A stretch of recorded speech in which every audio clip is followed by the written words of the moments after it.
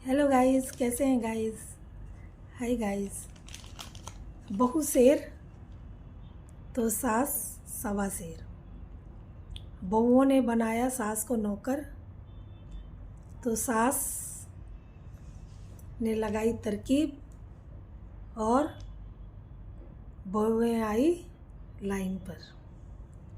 तो बेटा, देख तुम्हारे पिताजी की तबीयत ख़राब है और उनको जाके ज़रा देखो, माँ जी बोली। तो बेटे ने सुना नहीं।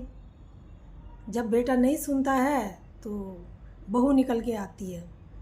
बहू कहती है, माँ जी आपको पता नहीं वो ऑफिस का काम कर रहे हैं, आप बीच में बार बार उनको परेशान मत करो। तो माँ कहती है कि बेटा कुछ काम ही ऐसा आ गया जिस वजह से मैं बोल रही हूँ, नहीं तो मैं नहीं बोलती। तुम्हारे पिताजी की तबीयत ख़राब है। तो वो बोलने लगी बहू कि दूसरे भाई को जाके बोलो, हमने क्या ठेका ले रखा है। अब वो दूसरे भाई के पास जाती हैं, उनका दरवाज़ा खटकाती हैं। जब उनका दरवाज़ा खटकाती हैं तो बोलती हैं कि भाई तुम्हारे पिताजी की तबीयत ख़राब है।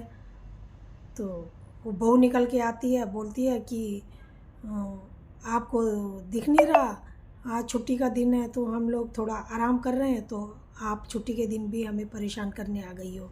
छुट्टी के दिन तो आराम से रहने दिया करो।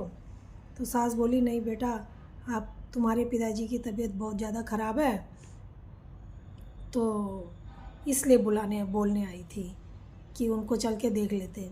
बहू कहती है नहीं, हमें आराम करने दो, और दरवाज़ा बंद करती है और अंदर चली जाती है। सास आती है और रोने लगती है। बेचारी क्या करती, रोती है तो रोती है, रो के आंसू आ जाते हैं, आंसू आते हैं, आंसू पोंछती है और अंदर जाती है अपने पति के सामने। तो वो तो बहुत ज़्यादा बीमार थे बेचारे। वो कहते हैं कि बहू समझ गया मैं, बेटों ने मना कर दिया होगा। कहती नहीं, वो बहुत ज़्यादा थके हुए हैं और छुट्टी का दिन है, वो आराम कर रहे हैं और वो बहुत ज़्यादा थके हैं, तो चलो मैं ही आपको हॉस्पिटल लेके चलती हूँ।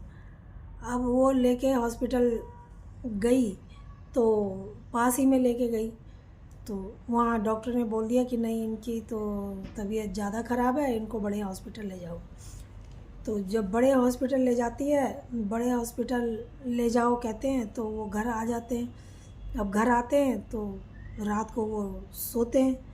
अब सोते हैं, बाबूजी तो सो गए, लेकिन माताजी को तो नींद ही ना आए। अब माँ जी जब नींद ना आए तो सोच में पड़ गई कि अब क्या होगा, कैसे होगा, क्या करूँ, इन्होंने तो ऐसा जवाब दे दिया है। तो अब रात को सोच ही रही होती हैं, तो इतने में बाबूजी की तरफ जब करवट लेती हैं तो देखती हैं कि वो उठे हुए हैं और उनकी तरफ देख रहे हैं, माता जी की तरफ देख रहे हैं। अब माँ जी जो हैं जब उनको देखती है तो देखती है उन्होंने सीना पकड़ा हुआ है अपना और दर्द से छटपटा रहे हैं। अब वो फिर भागी हुई जाती है बच्चों के पास और उनको बोलती है कि तुम्हारे पिताजी को कुछ हो गया, खो रहा है, और उनको देखो चल के। अब वो बच्चे क्या देखते, अब उन्होंने तो जब तक वो भागे भागे सब पहुंचते हैं तब तक तो पिताजी स्वर्गवास सिधार चुके होते हैं। अब स्वर्ग सिधार चुके होते हैं तो अब क्या करें। अब जब उनकी 13वीं होती है, 13वीं के तुरंत ही बाद बच्चे बंटवारा करने के लिए कहते हैं कि अब बंटवारा कर दिया जाए। 4 रूम वाला मकान होता है तो 2-2 रूम बहुएं अपने पास रख लेती हैं और स्टोर रूम अब माँ जी को दे दिया जाता है कि आपके लिए ये बहुत है, आप पिताजी नहीं हैं, आप अकेली हैं, तो आपका गुजारा इसमें हो जाएगा। अब वो स्टोर रूम में रहने लगती हैं। अब जो रसोई होती है वो भी बहुओं के हो जाती है, एक रसोई बहू के पास, दूसरी बहू के पास। अब माता जी को रसोई में भी नहीं आने दिया जाता है और खाने का बंटवारा भी हो जाता है। सुबह का खाना एक बहू दे और शाम का खाना एक बहू दे और दिन का खाना कोई ना दे। तो इस तरीके से 2 टाइम खाना नाश्ता और खाना उनको 2 टाइम का मिलने लगा। अब माँ जी कमज़ोर होती गई, जो भी मतलब बचता था रूखा सूखा वो उनको दे देते थे, बाकी वैसी और चीज़ें उनको नहीं दी जाती थी। तो एक दिन क्या होता है कि हलवा बन रहा होता है बड़ी बहू के घर में, जिसमें से खुशबू आ रही होती है देसी घी की। वो माँ जी तक भी पहुंच जाती हैं। अब माँ जी जो होती हैं वो सोच रही होती हैं कि शायद मुझे भी मिल जाए, उनका भी दिल करने लगता है खाने को। अब बड़ी बहू जो है चाय लेके आती है माँ जी के पास और उनको चाय देती है। तो वो कहती है कि बेटा अगर हलवा थोड़ा बचा है तो मुझे भी दे दो। वो कहती है, वो गुस्सा हो जाती है, वो कहती है बड़ी रसोई की तरफ निगाह लगा के रखती है, नाक लगा के रखती हैं और देखती रहती हैं क्या बन रहा है क्या नहीं बन रहा है।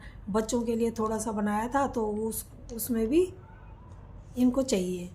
तो अब मना कर देती है कि नहीं है। वो कहती है कोई बात नहीं। जब वो कहती है कोई बात नहीं तो क्या होता है कि माँ जी अब रोज़ मंदिर जाती थी। अब मंदिर जाती थी, वहाँ माँ जी को माँ जी जब प्रार्थना कर रही थी तो वहाँ पे माँ जी को रोना आ गया और माँ जी रोने लग गई भगवान के आगे। अब भगवान के आगे रोने लगती हैं तो इतने में उनकी माँ जी की बचपन की पुरानी कोई सहेली आ जाती है। वो माँ जी को देख लेती है तो उसको बहुत बुरा लगता है उनको देख के कि देखो मंदिर में है और कैसे भगवान जी के आगे ये रो रही हैं। कोई ना कोई इनको दुख या परेशानी तो है ही जो इस तरीके से ये कर रही हैं। अब जब वो निकलती है मंदिर से बाहर तो पीछे पीछे वो सहेली भी निकलती है। अब सहेली माँ जी से पूछती है कि क्या हाल चाल है, और सब पूछती है कि तुम रो रहे थे, क्या बात है क्या बात है। तो माँ जी भी उसके गले लग के खूब रोती है, सहेली मिलती है तो, और उसको सारा अपना परिवार का जो परेशानी थी वो सब उसको बताती है। अब क्या होता है कि वो कहती है कि ठीक है इसका कुछ हल निकालते हैं, अगर सीधी उंगली से घी ना निकले तो उंगली को टेढ़ा कर लेना चाहिए, तो चलो देखते हैं इसका कोई हल निकालते हैं। तो ऐसे ही 2-4 दिन बीतने के बाद सहेली कहती है कि चलो इस जो हमने प्लानिंग बनाई है उस प्लानिंग को कल अंजाम देते हैं। अब दूसरे दिन क्या होता है कि माता जी जब अपने घर में होती हैं तो सहेली दरवाजे पे आती है और दरवाज़ा खटकाती है। तो बहू जाके खोलती है, बहू खोलती है, देखती है एक बुढ़िया संदूक लेके खड़ी है दरवाजे पे। तो वो पूछती है कि किससे मिलना है। वो कहती है कि मुझे तुम्हारी सासू जी से मिलना है, और क्योंकि तुम तो मुझे जानती नहीं हो पर तुम बहू हो ना, मैं तुम्हें जान गई, तो मुझे अब। तो इतने में वो भी आ जाती हैं, अपनी सहेली को देख के खूब खुश होती हैं और दोनों सहेलियाँ गले मिलती हैं और उनको लेके वो माँ जी अंदर आ जाती है। जब अंदर आ जाती हैं बैठी होती हैं तो बहुएँ आ जाती हैं। अब बहुओं से परिचय कराती है कि ये मेरे मामा की लड़की है, मेरी बहन है, ऐसा करके परिचय करवाती है। तो चलो अपनी मम्मियाँ मामा की लड़की है मेरे, तो तुम्हारी मौसी हुई, तो मौसी के लिए चाय पानी का इंतज़ाम करो। तो अब वो सुन के चुपचाप बैठी रहती है, कोई भी चाय पानी लेने ना जाए दोनों में से। तो अब जो सहेली आई थी वो समझ जाती है, तो वो कहती है कि देखो मैं तुम्हारे लिए बहन, विदेश में मेरे लड़के की बहुत अच्छी इनकम होती है, उसकी बहुत कारोबार अच्छा चल रहा है, इसकी वजह से वो मुझे लाख कभी 1.5-2 लाख ऐसे भेज देता है। तो अब मेरे पास भी कोई पैसों की कमी नहीं है, तो मैं तुम्हारे लिए कुछ उपहार में लेके आई हूँ। अब उपहार में लेके आई हूँ तो ये बक्सा मैं उपहार में तुम्हें देती हूँ, इसमें कुछ है, सोने चांदी के जेवर है जो तुम्हारे काम आएंगे, तो इसको अपने पास रखना। अब ये सुन के बहुएँ दौड़ी दौड़ी जाती हैं और सहेली की खूब इज्जत खातिर करने लगती हैं। अब सहेली को इज्जत खातिर होती है तो सहेली बोलती है कि ठीक है अब मैं जा रही हूँ, शाम हो गई, रात हो गई, मैं जा रही हूँ। वो कहते हैं कि नहीं मौसी जी आप कैसे जा सकती है, आप रहो, क्योंकि उन मौसी जी ने तो धन दे दिया था।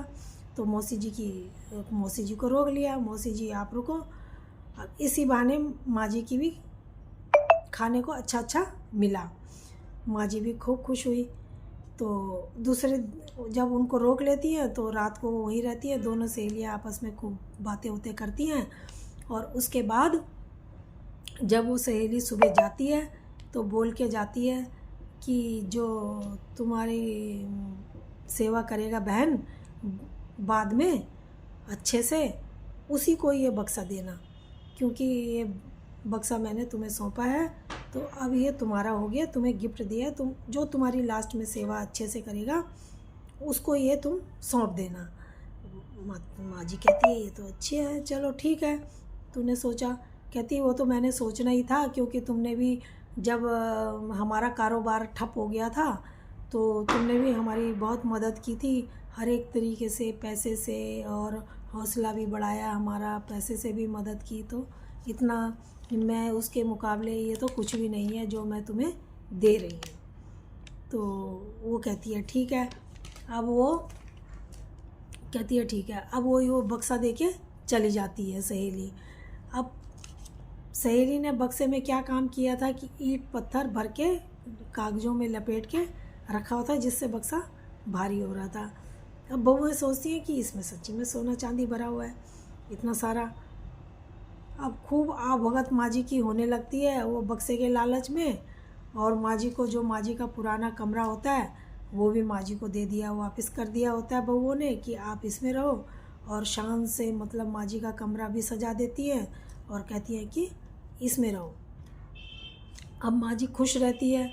अब माँ जी को अच्छा खाने को भी मिलता था पेट भर के, दोनों बहुएं देती थी कभी। अब दोनों ले आती थी इकट्ठा ही, तो माँ जी से अब इतना खाया भी नहीं जा रहा था जितना माँ जी को मिल रहा था। अच्छा, तो माँ जी खूब खुश थी और माँ जी की सेहत भी अच्छी बन गई थी। तो दोस्तों आपको ये कहानी कैसी लगी?